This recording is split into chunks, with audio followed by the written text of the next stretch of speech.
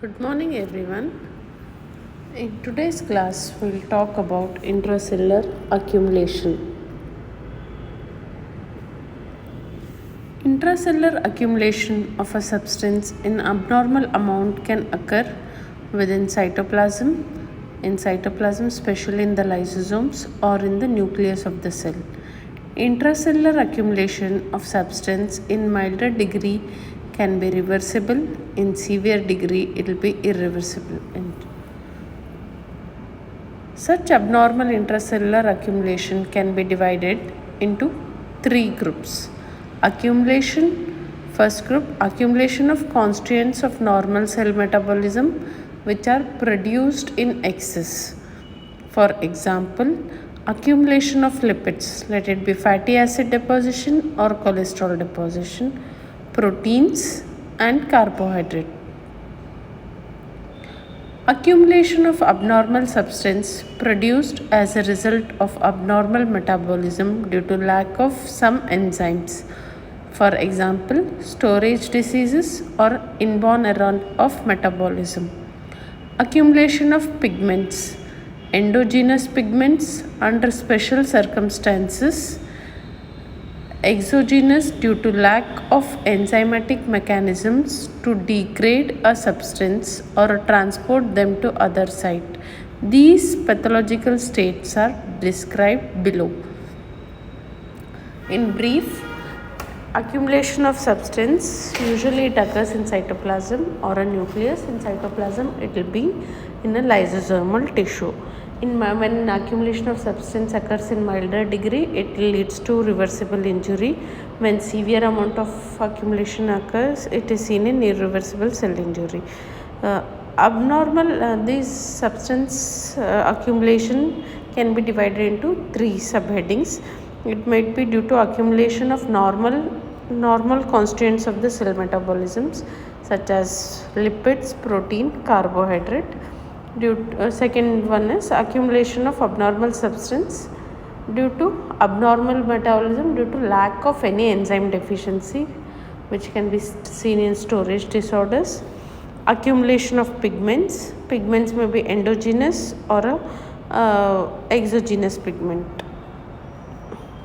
Now we'll talk about one by one. First, fatty change. Fatty change is also known as steatosis. Intracellular accumulation of neutral fat within a parenchyma. The deposit is in the cytoplasm and represents an absolute increase in intracellular lipids. It is most commonly seen in liver and it can be seen in other organs also, non-fatty organs like heart, skeletal muscle, kidney and other organs. Coming to fatty liver. Liver is a commonest site for accumulation of fat because it plays an important role in a fat metabolism.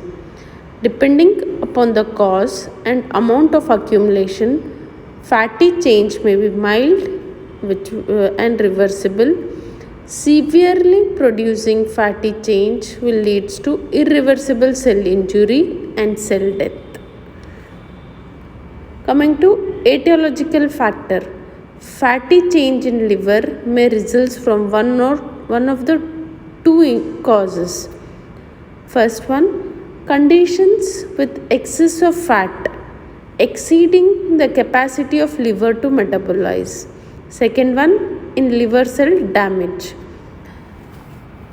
Conditions with excess of fat. Examples as in obesity, diabetes mellitus, congenital hyperlipidemia. Examples of liver cell damage. Liver cell damage like alcoholic liver disease, which is the most commonest cause of liver damage in India. Starvation, protein energy malnutrition or protein calorie malnutrition, chronic illness as in tuberculosis, acute fatty liver in late pregnancy, hypoxia as in anemia and cardiac failure, hepatotoxins like carbon tetrachloride, chloroform, ether, aflatoxin, and other poisoning. Drug-induced liver cell injury. Administration of methotrexate, steroids, carbon tetrachloride, halothane, tetracycline, etc. Rey syndrome. These are the various etiological agents of fatty liver. Coming to pathogenesis of fatty liver. Mechanism of fatty liver depends upon the stage at which etiological agents acts in the normal fat transportation and metabolism. Pathogenesis of fatty liver is best understood in light of normal fat metabolism in the liver. Lipids as a free fatty acid enter liver cells either of the following two sources: one from the diet, other from the adipose tissue. From diet, fatty acids will enter as a chylomicron, which contain triglycerides and phospholipids and few free fatty acids. From adipose tissue, it enters the liver as a free fatty acid. Normally, beside about two sources, small portion of fatty acid is also synthesized from acetate in the liver cells. Most of the free fatty acid which is present in the liver is esterified to triglycerides by the action of alpha glycerol phosphate, and only small amount is changed to cholesterol, phospholipids, and ketone bodies. While cholesterol, phospholipid, and ketone bodies are used in the body, intracellular triglycerides gets converted into lipoprotein, which is a source of lipid receptor protein. Lipoproteins are released from liver cells into circulation as a plasma proteins, which can be LDL or VLDL.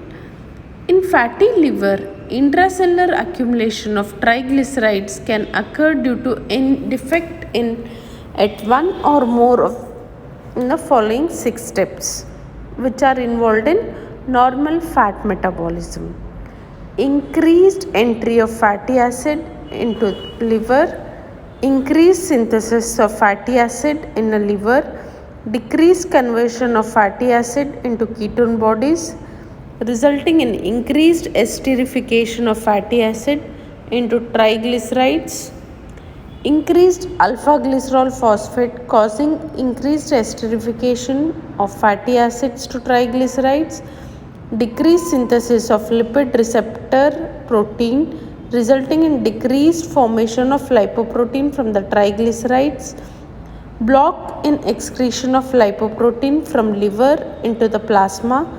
In most of the cases of fatty liver, one of the above mechanism is operating. But in the cases of liver cell injury by chronic alcoholism and many other factors which you have seen which are implicated, increased lipolysis, increased free fatty acid synthesis, decreased triglyceride utilization, decreased fatty acid oxidation to ketone bodies, and block in lipoprotein excretion. This is a diagrammatic explanation of fat metabolism.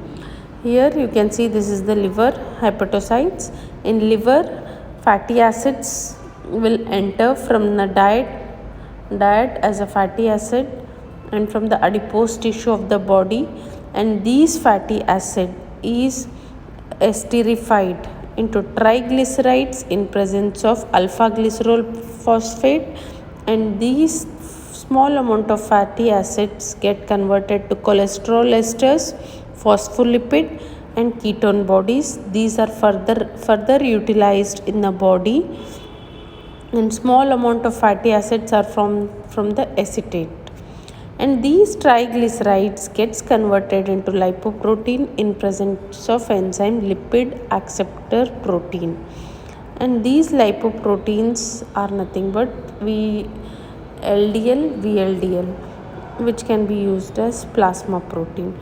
These are the various mechanisms, 6 mechanisms where Abnormality in these defect in any of these six numbered steps leads to accumulation of fat in the liver. Now you should know about morphological feature of fatty liver. Gross. Liver is enlarged with a dense glistening capsule and rounded margin. Cut surface bulges slightly and is pale yellow to yellow and is greasy to touch.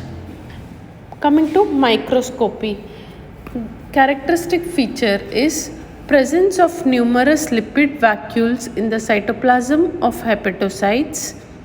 The vacuoles are initially small and which are present around the nucleus, and this is called microvesicular. But with the progression of the disease or the process, these vacuoles become larger and push a nucleus to periphery, and it is called macrovesicular change. At the time, hepatocyte laden with a large lipid vacuole rupture and the lipid vacuole coalesce to form a fatty cyst. Rarely, lipogranuloma may occur, consisting of collection of lymphocyte, macrophage and multinucleate giant cells. Fat can be demonstrated in a fresh, unfixed tissue by frozen section, following the special stain which demonstrate a fat within a tissue. Sudan 3, 4, Sudan black and oil red O. Alternatively, osmic acid, which is a fixative as well as stain which can use to be demonstrate fat in a tissue. This is a photograph of gross. Here you can see a liver tissue which is appearing a pale yellow in color, and the margins have become rounded. Capsule will be very tense. This is a microphotography of liver which is showing fatty change. Here you can see central vein, and these are the various hepatocytes. Earlier fat deposition occurs around the nucleus, and this is called microvesicles. These microvesicles enlarges and push a nucleus to periphery, leads to formation of macrovesicles. It will enlarge and rupture and form a fat cyst. And rarely you can see lipogranuloma. This is the portal triad. This is about a fatty liver. In brief, major fatty change or fatty accumulation, most commonest organ is liver, and it can be seen in other organs like kidney, heart, skeletal muscles. And liver is most commonly involved because fat metabolism takes place in liver. These fat causes can be due to excess deposition and due to liver cell damage. Excess can be seen in obesity and diabetes, and in liver damage most important causes alcoholism, Reye syndrome, etc. There are various mechanisms, and first defect in any of the six mechanism of fatty acid leads to deposition of fat in the liver. On gross, liver will be enlarged and margins will be rounded, capsule is tense. Liver appears greasy, pale yellow in color. On microscopy, you see microvesicle formation which coalesce and form macrovesicle fat cyst, and rarely you will see lipogranuloma. This is about the fat accumulation. Next, we will see about cholesterol deposits. Intracellular deposit of cholesterol and its ester in the macrophages may occur when there is hypercholesterolemia. This in turn turns a macrophage into foam cells.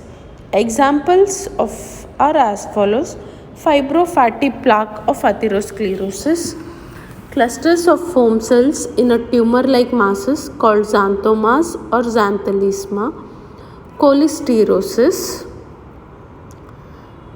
Next, stromal fat infiltration.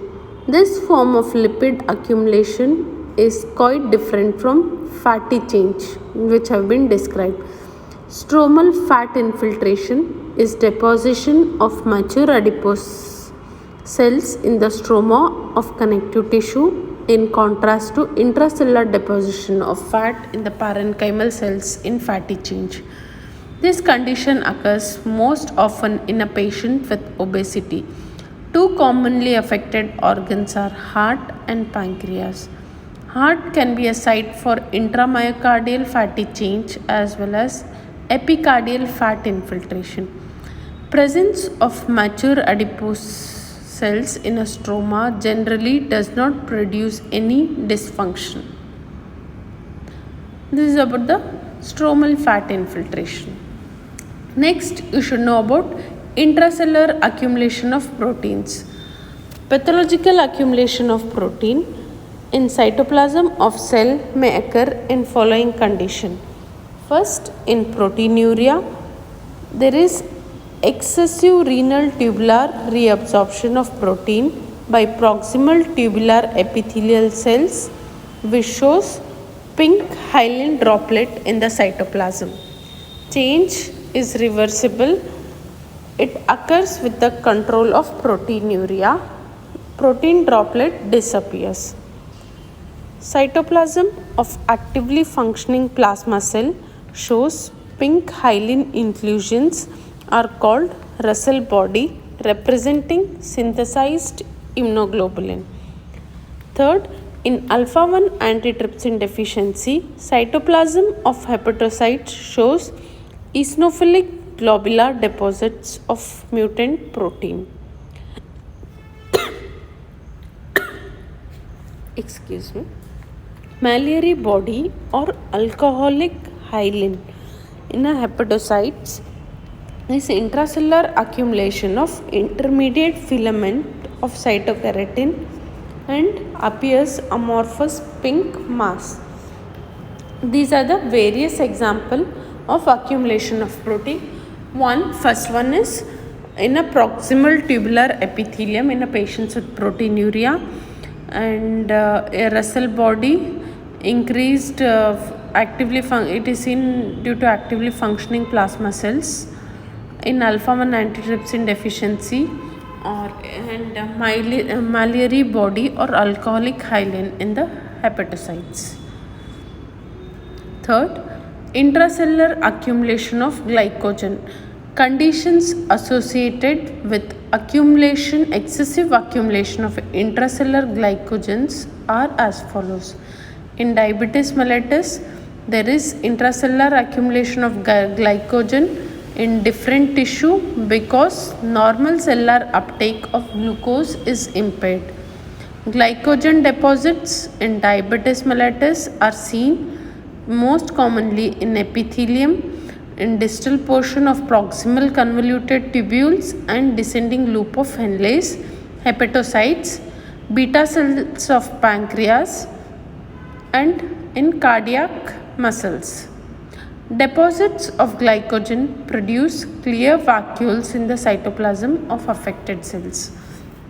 Best stains are Karaman stain, PAS stain, which helps to demonstrate the glycogen and confirm the presence of glycogen in the cell. In glycogen storage disease or glycogenesis, there is defective metabolism of glycogen due to genetic disorder. These conditions, along with other similar genetic disorders, there will be deposition of glycogen. This is a classification. Now you should know about pigment deposition. Pigment deposition can be endogenous or exogenous. Endogenous pigments like melanin-like pigment, alkaptonuria, Dubin-Johnson syndrome, heme protein derived pigments like hemosiderin, acid hematin, bilirubin, porphyrin, lipofuscin pigment, which is also known as wear and tear pigment, exogenous pigment like inhaled pigments, ingested pigments, injected pigments. Pigments are the colored substance present in most of the living beings, which including human. There are two broad categories of pigment. It can be endogenous, exogenous. Endogenous pigments are either normal constituents of the cell or accumulates under special circumstances. Examples: melanin deposition, unchronosis, heme protein derived pigments, lipofuscin. We'll talk about one by one. Melanin is a brown black non hemoglobin derived pigment normally present in hair, skin, choroid of eye, meninges, and adrenal medulla. It is synthesized in a melanocyte and dendritic cells, both of which are present in a basal cell of epidermis, which is stored in a form of cytoplasmic granules in the phagocytic cells called melanophores, which are present in an underlying dermis. Melanocyte possess the enzymes tyrosinase necessary for synthesis of melanin from tyrosine. Sometimes tyrosinase is present but is not active, hence no melanin pigment is visible.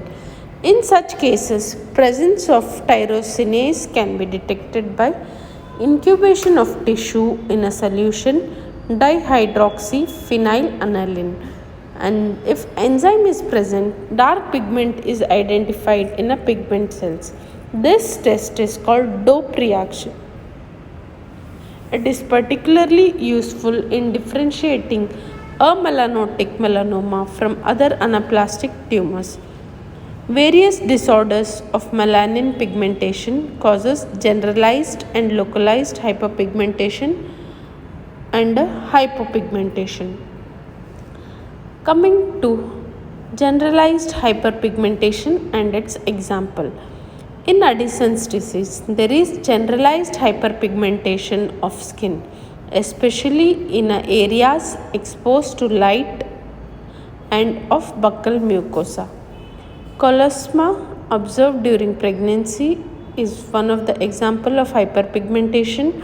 It appears on a skin of face, nipple, genitalia, and which occurs due to hormone estrogen. Similar appearance may be seen in a woman taking oral contraceptive pills. Third, in chronic arsenic poisoning, there is a characteristic raindrop pigmentation of skin. These are the various examples of a generalized hyperpigmentation. One is in Addison's disease, cholocysta, and in arsenic poisoning. Now we'll talk about focal hyperpigmentation. Focal hyperpigmentation is nothing but it is restricted to focal areas of the body. First example, cafe au lait spot. These are the pigmented patches seen in neurofibromatosis and Albright syndrome.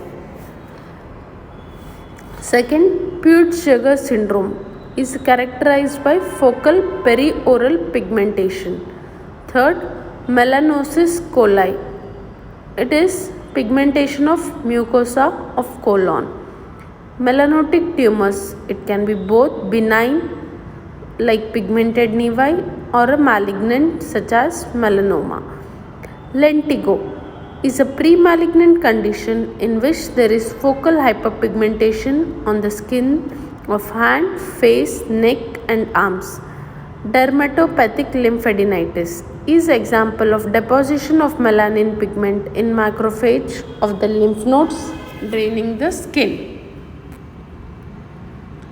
Next, these are the various examples of hypopigmentation, generalized focal hyperpigmentation and generalized hyperpigmentation. Now we will talk about hypopigmentation. Generalized hypopigmentation, for first and foremost example is albinism, is an extreme degree of generalized hypopigmentation in which there is no tyrosinase activity of melanocyte, which is genetically defect and no melanin is formed. Albinos have blonde hair, poor vision, severe photophobia. They are highly sensitive to sunlight.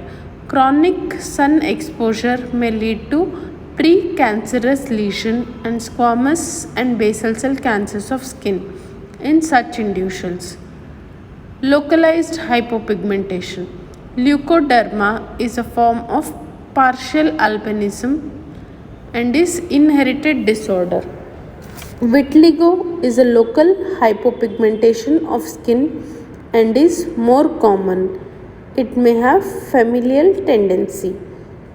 Acquired focal hypopigmentation can result from various causes such as leprosy, healing of wound, DLE, radiation, dermatitis, etc. Now we should know about melanin like pigments. These are not a melanin but which appears like a melanin. Alkaptonuria. It is a rare autosomal recessive disorder in which there is deficiency of oxidase enzyme required for breakdown of homogenic acid, which accumulates in a tissue and is excreted in urine. Urine of a patient of alkaptonuria, if allowed to stand for some hours in the air, turns black due to oxidation of homogenic acid. Melanin like and is deposited both intracellular and intercellular is termed as ochronosis. It is first described by Weishaupt. These most commonly affected tissue are cartilage, capsule of joint, ligament and tendons. Next, Dubin-Johnson syndrome. Dubin-Johnson syndrome, it is an autosomal recessive form of hereditary conjugated hyperbilirubinemia, contain melanin-like pigment in the cytoplasm. Heme protein-derived pigment, heme proteins, are most important endogenous pigments derived from hemoglobin, cytochromes and their breakdown products. For understanding the disorders of heme protein, it is essential to have a knowledge of normal iron metabolism and its transport. In a disorders, iron metabolism and transport, heme protein derived pigments accumulates in a body. These pigments are hemosiderin, acid hematin, which is also known as hemazocin, bilirubin and porphyrin. Now we'll discuss about one by one. Hemosiderin. In a body, iron is stored in tissue in two forms. Ferritin, which is iron complexed with a apoferritin. Hemosiderin, which is formed by aggregates of ferritin, which is identified by light microscopy as a golden yellow to brown in color, which is granular in appearance, which occurs within a mononuclear phagocytes of bone marrow, spleen, liver, where the breakdown of senescent RBC takes place. Hemosiderin is a ferric iron that can be demonstrated by pearl Persian blue that produces a Persian blue reaction. In this reaction, colorless potassium ferrocyanide reacts with a ferric ion of hemosiderin to form deep blue ferric ferrocyanide. Excessive storage of hemosiderin occurs in following condition: when there is increased breakdown of red cells or a systemic overload of iron, primary, idiopathic or hereditary hemochromatosis, secondary, acquired causes such as in thalassemia, sideroblastic anemia, alcoholic cirrhosis, multiple blood transfusion, etc. Accordingly, the effects of hemosiderin excess are as follows. It can be localized hemosiderosis. This develops when there is hemorrhage in a tissue. Once there is hemorrhage, there will be lysis of red cells, and once there is lysis of red cell, hemoglobin is liberated, which is taken up by macrophages, which will degrade and stored as hemosiderin. Few examples are as follows: Changing color of bruise or a black eye caused by pigment like biliverdin, bilirubin, which are formed during transformation of hemoglobin into hemosiderin. Brown induration in the lung as a result of small hemorrhage occurs in mitral stenosis, left ventricular failure. Pigmented villonodular synovitis. Generalized hemosiderosis. Systemic overload with the iron may result in generalized hemosiderosis. There can be two patterns of parenchymatous deposition of hemosiderin. Occurs in parenchyma of liver, pancreas, kidney, heart. Reticuloendothelial deposition occurs in liver, spleen, and bone marrow. Generalized or systemic overload of iron may occur due to following causes, as in intestinal absorption, increased iron uptake, and blood transfusion. Excessive intestinal absorption of iron, a form of hemosiderosis in which there is excessive intestinal absorption of iron even when the intake is normal. It is idiopathic or hereditary hemochromatosis. It is an autosomal dominant disease associated with much more deposits of iron than the cases of acquired hemosiderosis. It is characterized by a triad: pigmentary liver cirrhosis, pancreatic damage, which results in diabetes mellitus, and a skin pigmentation. On the basis of last two features, disease is known as bronze diabetes.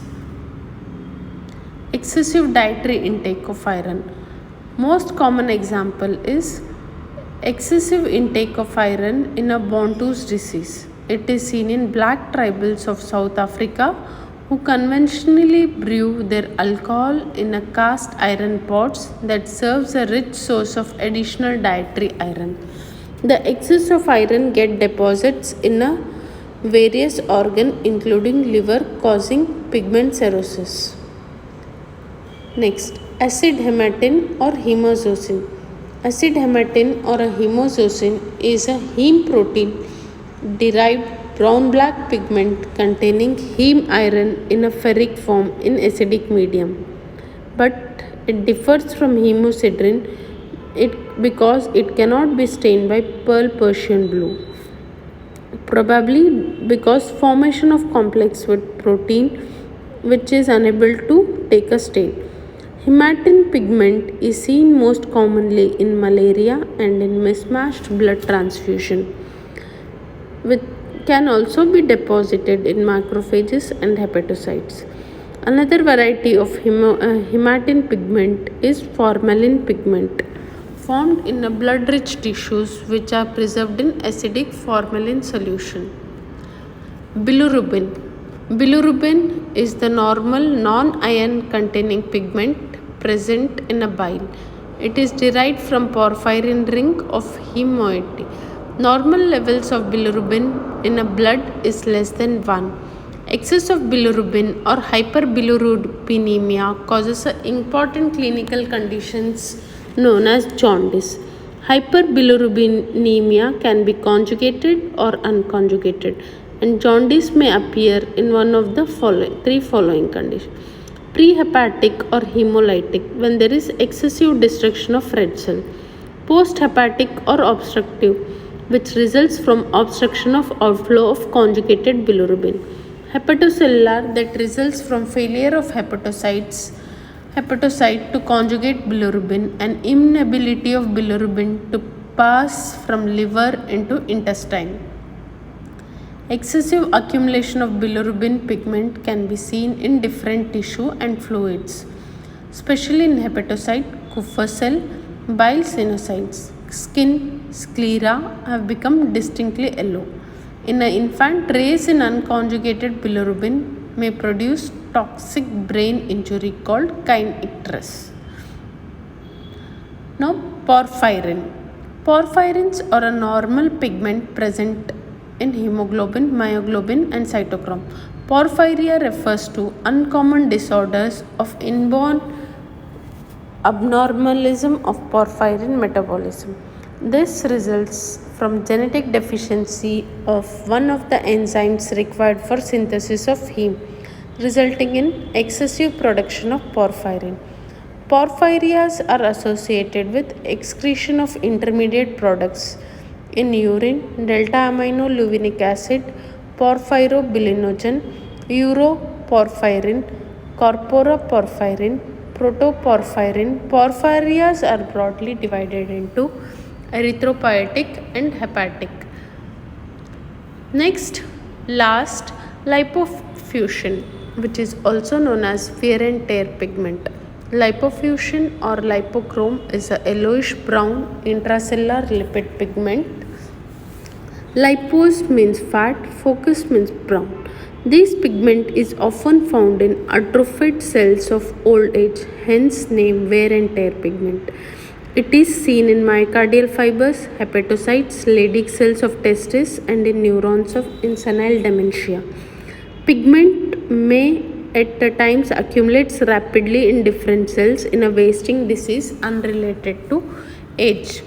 On light microscopy, pigment is coarse, golden brown granular and often accumulates in central part of cells around the nuclei.